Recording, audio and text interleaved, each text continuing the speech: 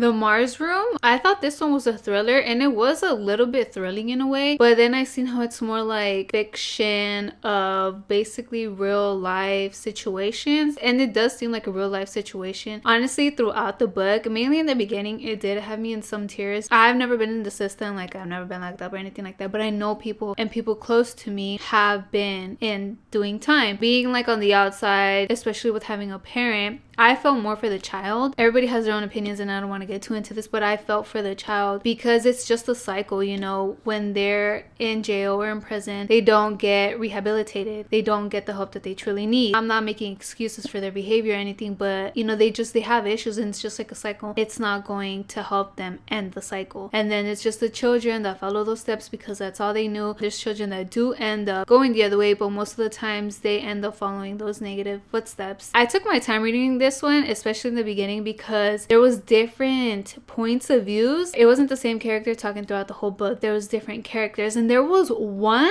that it didn't explain who it was. To be honest, I thought maybe it was her son, but I don't know. If you have read this, let me know who do you think it is, or if it does explain, but I didn't catch it. I didn't see it. It doesn't explain who it is. Like, it's her, and then it's one of the teachers, and then it's another inmate, and then there's some other guy named Doc that I was like, how is he like really involved in this? Like, I thought it was going to be mainly her life, and the other person was somebody that ended up entering her life, and the inmate was just her friend. But this other guy was like, he had nothing to do with her life, you know, like he had nothing to do with her. She had never met him. So then it did get a little bit confusing. That's why I kind of took my time, and I'm like just to like put pieces together. Her whole situation of why she murdered somebody was just crazy, and it's scary, you know, in those situations when you're being stalked and stuff like that. It's scary. It's just crazy. The system is all crazy. It's wild, to be honest. I still had a lot of questions in the ending. It didn't really answer much. It was really sad. I don't want to say what happened either, but she hadn't ate, she hadn't drank, so I feel like she was having like these illusions and just having these thoughts, and I feel like it just ended for her, like literally ended, but who knows. Just wanted to know like what happened to her son. Like, that's what I was interested in, you know. I was like, what happened to him?